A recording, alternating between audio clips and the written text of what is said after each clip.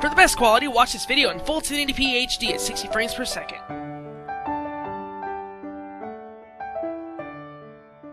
Hey everyone, what's up? It is TheUnproPro here, and welcome back to the RPG Maker VX Ace Scripting Tutorials of Awesome! Okay, in this episode, I'm going to be teaching you how to do... Well, let me go ahead and show you exactly what it does. It's basically making little text windows, but with a denting feature, which is pretty cool.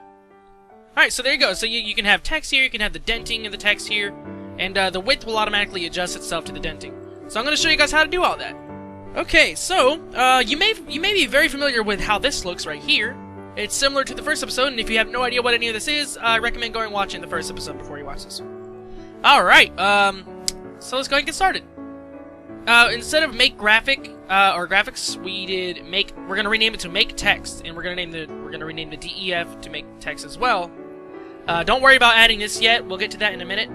First, let's go on all the way to the top here and add a new class. You can organize it if you want by right-clicking and clicking on Insert and making your own, separating the scripts.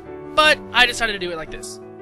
So we're gonna make a class called Custom Window, all case sensitive, capital C and capital W for case or custom window, and we're gonna give it the reference of window base. So as I've explained in the last episode, it allows all the functions of window base to be here as well. So this time, instead of typing def start, we're gonna do def initialize, and we're gonna type super. We're gonna type 0, 0. This is the X and Y position of the window. You can move it around on the screen if you want. Just play around with these if you want to, and you can have fun with that and try and figure out the perfect location. This is the width. I set it to the graphics.width, which is equal to the screen's width. And this is the height. I set it equal to 128. Now, underneath that, we're going to type make text. Then, we're going to go ahead and end that off. Now we're going to define the size of the dent.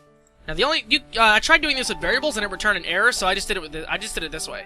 So we're going to define dent, we're going to type def dent, and we're going to go, right underneath that, we're going to type return, and then the size. I use 24, because 24 is a good denting size. If you decrease it, it's going to be less spaced out, less push to the right. The higher it is, the more push to the right it is.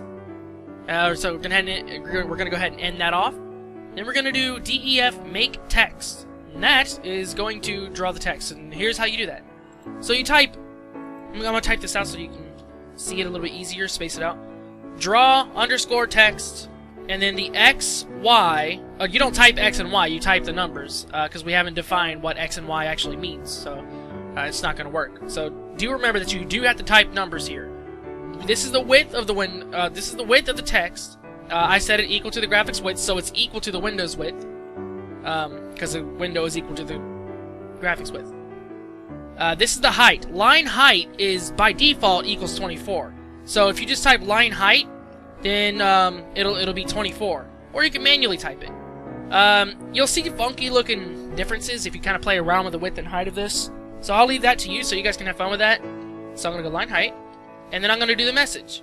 Text. Oh, and I did a mistake here. I put semicolons because I'm used to the programming in C. Which apparently it did not return any errors, strangely enough, so...